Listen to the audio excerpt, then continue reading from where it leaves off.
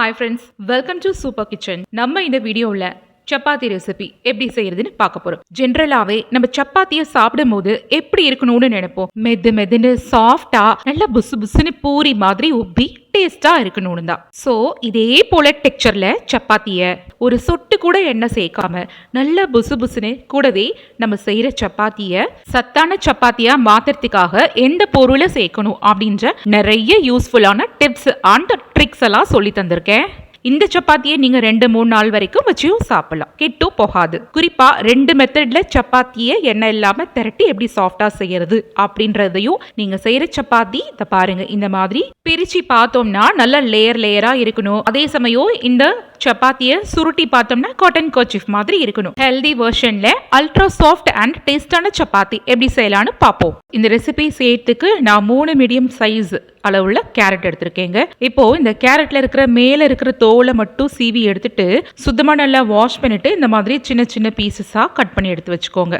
இதை பாருங்க, கட் பண்ணும் போது இந்த பீஸ் ரொம்ப தின்னா இருக்க வேண்டிய அவசியம் இல்லை, இந்த அளவு திக்னஸ்ல இருந்தா போதும். இப்போ இந்த கட் பண்ண பீசஸ் எல்லாத்தையுமே ஒரு ஸ்டீமர் பிளேட்ல அரேஞ்ச் பண்ணி எடுத்து வச்சிருக்கேன். உங்ககிட்ட இந்த மாதிரி ஸ்டீமர் பிளேட் இல்லைன்னா இட்லி ஊற்றுவோம்ல, இட்லி பிளேட், அதுல கூட அடுக்கி வச்சுக்கோங்க. இப்ப பாத்தீங்கன்னா நான் ஏற்கனவே இட்லி பாத்திரத்துல தண்ணீரை நிரப்பி கொதிக்க வச்சிருக்கேன். அது நல்லா கொதிச்சிருச்சு. இப்போ இந்த ஸ்டீமர் பிளேட்டை உள்ள சேர்த்துட்டு மூடி போட்டு மூடி வச்சு மீடியம் ஃப்ளேம்ல 5 மினிட்ஸுக்கு வேக வச்சு இது போல எடுத்துக்கலாம். இது போல ஒரு கத்தியால குத்தி எடுத்து பாத்தீங்கன்னா கேரட் நல்லா முழுமையா வெந்திருக்கான்னு கண்டுபிடிச்சிடலாம். இப்போ கேரட் வெந்துடுச்சு, இது அப்படியே எடுத்து கீழே வச்சிருங்க. இப்போ இந்த சமயம் கேரட் நல்லாவே சூடா இருக்குங்க. இப்போ இதுல இருக்கிற சூடு எல்லாமே நல்லா முழுமையா குறைஞ்சி நல்லா ஜில்லுன்னு இது போல ஆறின பிறகு இதை இப்போ மிக்சி ஜார் கப்ல சேர்த்துக்கோங்க. சேர்த்துட்டு லைட்டா அப்படியே பல்ஸ் மோடு விட்டு 2 சுத்தி எடுத்துட்டு அதுக்கப்புறம் ஒரு 2-3 டேபிள் ஸ்பூன் தண்ணீர் விட்டு நல்ல மைய இது போல நைஸான பேஸ்டா அரைச்சு எடுத்து வச்சுக்கோங்க. அரைச்ச அந்த விழுது அப்படியே இருக்கட்டும். அடுத்ததா நான் இந்த மாதிரி ஒரு அகலமான பெரிய ஹாட் பாக்ஸ் எடுத்திருக்கேங்க. இந்த பாக்ஸ்ல அரைச்சிருக்கிற கேரட் விழுது முழுசையும் சேர்த்துக்கலாம். கூடவே நான் பார்த்தீங்கன்னா மெஷரிங் கப்பு, அதாவது 250 ml கப்பால 2 கப்பு அளவுக்கு கோதுமை மாவை இது கூட சேர்த்துக்கிறேன். நான் எடுத்துருக்கக்கூடிய கேரட்டுக்கு 2 கப்பு மாவு போதுமானதா இருக்கும். கூடவே இதுக்கு தேவையான அளவுக்கு உப்பு ஒரு 1/2 டேபிள் ஸ்பூன் போல சேர்த்துக்கோங்க. அடுத்ததான் நீங்க எந்த கப்பால கோதுமை மாவை மெஷர் பண்றீங்களோ அதே கப்பால 1 கப்பு தண்ணீரை எடுத்துட்டு கேரட் அரைச்சோம்ல அந்த மிக்சி ஜார் கப்ல சேர்த்து அந்த ஜாரை நல்லா அலசிட்டு அந்த 1 கப்பு அலசின தண்ணீரை இது கூட சேர்த்துக்கோங்க. இதுக்கு மேல நீங்க எக்ஸ்ட்ரா தண்ணீர் கண்டிப்பா சேர்க்கக்கூடாது. இப்போ இது போல தோசை திருப்புற கரண்டி இருந்தா எடுத்துக்கோங்க. அதோட பேக் சைடு எப்படி பெரட்டி அந்த கரண்டி காம்பால லைட்டா ஜென்ட்லா 2-3 நிமிஷத்துக்கு ஃபர்ஸ்ட் ஒரு மிக்ஸ் கொடுத்துருங்க. எடுத்தோன்னே நீங்க கையை வச்சு பிசையாதீங்க, அது ரொம்ப குழன்னு இருக்கும், கைகள்ல அப்படியே பிசு பிசுன்னு ஒட்டும். ஸோ நீங்க ஃபர்ஸ்ட் கரண்டி காம்பால இது போல லைட்டா ஒரு மிக்ஸ் கொடுத்துருங்க.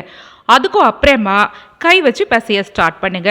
இந்த மாதிரி செய்யறதுனால கையில ரொம்ப பிசு பிசுன்னு ஒட்டுறத தவிர்க்கலாம். இப்போ இந்த கோதுமை மாவை 2-3 நிமிஷத்துக்கு தொடர்ந்து நல்லா இது போல பிசைஞ்சு விட்டீங்கன்னு வச்சுக்கோங்களேன், ஹாட் பாக்ஸ்ல ஒட்டாம அப்படியே ஒன்று சேர்ந்து நல்லா இந்த மாதிரி வர ஆரம்பிச்சிரும். இந்த சமயம் மாவு ஸ்மூத்தா இல்லாம ரொம்பவே ஹார்டா தான் இருக்கும். இப்போ இந்த மாவை கிளீனான கிச்சன் கவுண்டர் டாப்ல வச்சு நல்ல உள்ளங்கையால அழுத்தி விட்டு பிசைஞ்சு விடுங்க. நிறைய பேர் என்ன பண்ணுவீங்க தெரியுமா, சப்பாத்தி மாவு கலந்தோம்ல அந்த பாத்திரத்திலேயே போட்டு பொத்துன்னு அடிப்பீங்க. அந்த மாதிரி செய்யாம இந்த மாதிரி நல்ல தாராளமான ஒரு இடத்துல மாவை வச்சு உங்களுடைய உள்ளங்கைகளால இந்த மாவை நல்லா இது போல தேய்ச்சி நல்ல பிரஷர் கொடுத்து பிசையுங்க. உங்க உள்ளங்கை சூடு இந்த மாவுல பட இந்த மாவு மேற்கொண்டு நல்லாவே இலக்கம் கொடுத்து மாவு மேற்கொண்டு நல்ல சாஃப்டா ஸ்மூத்தான டெக்ஸ்சருக்கு கொஞ்சமா மாறி வரும். நான் இதே மாதிரி கிட்டத்தட்ட ஒரு 5 நிமிஷத்துக்கு தொடர்ச்சியா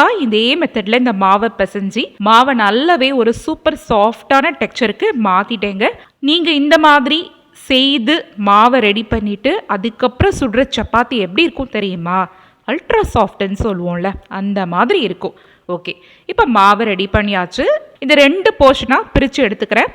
இப்போ ஒரு போர்ஷனை அப்படியே சிலிண்டர் ஷேப்பில் திரட்டிட்டு ஈக்குவல் பார்ட்ஸாக கட் பண்ணிக்கலாம். நான் வந்து ஒரு 4 பார்ட்ஸாக டிவைட் பண்ணி எடுத்துக்கிறேன். இப்போது கட் பண்ணால் இந்த ஒரு பார்ட்டையுமே சும்மா ரஃப்பாகவே இது போல் ரவுண்டாக உருட்டி எடுத்து ஓரமாக போட்டுருங்க.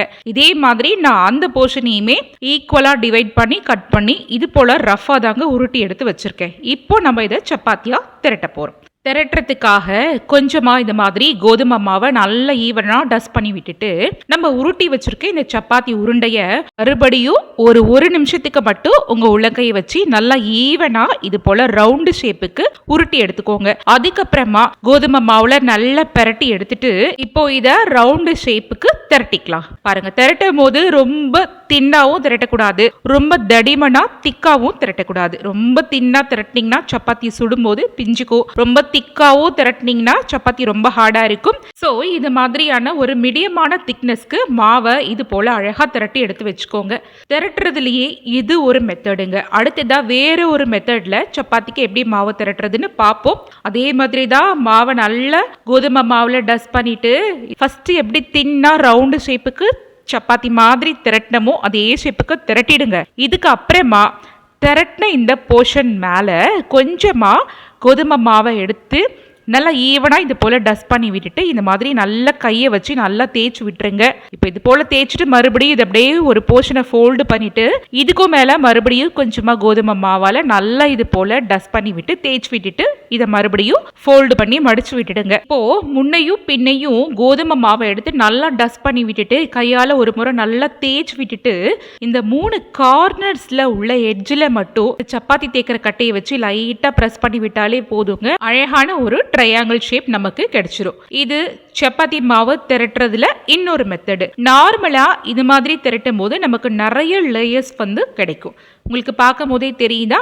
ஓகே, இப்போ 2 விதமான மெத்தட்ல திரட்டி இருக்கிற இந்த மாவை ஒரு சொட்டு கூட எண்ணெய் சேர்க்காம ரொம்ப சாஃப்டான சப்பாத்தியா எப்படி சுட்டெடுக்கலான்னு பார்ப்போம். அதுக்காக தவாவை நல்ல ஃபுல் ஃப்ளேமில் வச்சு ஹீட் பண்ணிக்கோங்க. தவா நல்லா ஹீட் ஆனதுக்கு அப்புறமா கேஸோட ஃப்ளேமை மீடியமில் மாற்றிட்டு திரட்டி வச்சிருக்க மாவை தவாவில் சேர்த்துட்டு இது போல் ஒரு கரண்டியால் இது மேலே லைட்டாக ஜென்ட்லாக இது போல் அழுத்தி விடுங்க. இந்த மாதிரி செய்யும் போது இந்த மாவில் பாருங்க அங்கங்கே அப்படியே பபிள்ஸ் ஃபார்ம் ஆகி வர ஆரம்பிக்கும். இந்த மாதிரி பபிள்ஸ் வந்ததுக்கு அப்புறமா தான் நீங்கள் இதை அப்படியே பெரட்டி போட்டு விடணும். பெரட்டி கொடுத்துட்டு மறுபடியும் ஃபஸ்ட்டு எப்படி லைட்டாக ஜென்ட்லாக ப்ரெஸ் பண்ணி விட்டோமோ அதே மாதிரியும் இந்த சமயமும் திருப்பி கொடுத்து நல்லா இது போல் இந்த கார்னர்ஸையும் சேர்த்து நல்லா இது போல் அழுத்தி விட்டு ப்ரெஸ் பண்ணி விடுங்க. நீங்கள் அழுத்தி விட சப்பாத்தி நல்லா புசு புசுன்னு பூரி போல நல்ல அழகா உப்பி வர ஆரம்பிக்கும். உள்ளுக்குள்ள லேயர்ஸும் ஃபார்ம் ஆகும். அவ்வளோதான், சப்பாத்தி முழுமையா வந்துருச்சு. இப்போ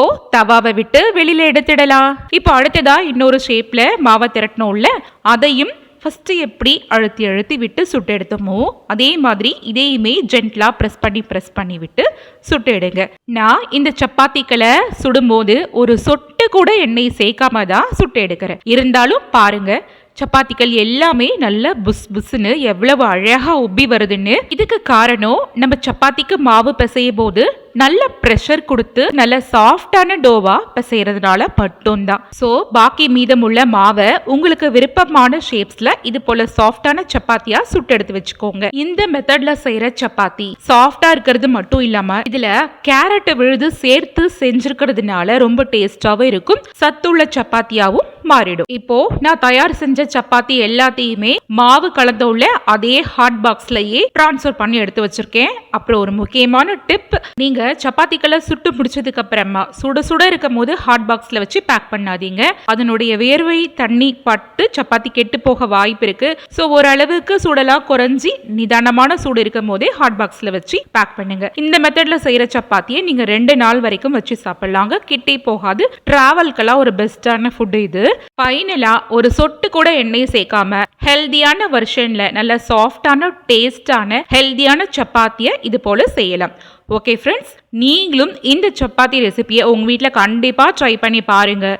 இந்த ரெசிபி வீடியோ உங்களுக்கு யூஸ்ஃபுல்லாக இருந்ததுன்னா உங்கள் ஃபேமிலி அண்ட் ஃப்ரெண்ட்ஸ் சர்க்கிள் கூட இந்த வீடியோவை நிறைய ஷேர் பண்ணிக்கோங்க. கூடவே மறக்காமல் சூப்பர் கிச்சன் சேனலையும் சப்ஸ்கிரைப் பண்ணி வச்சுக்கோங்க.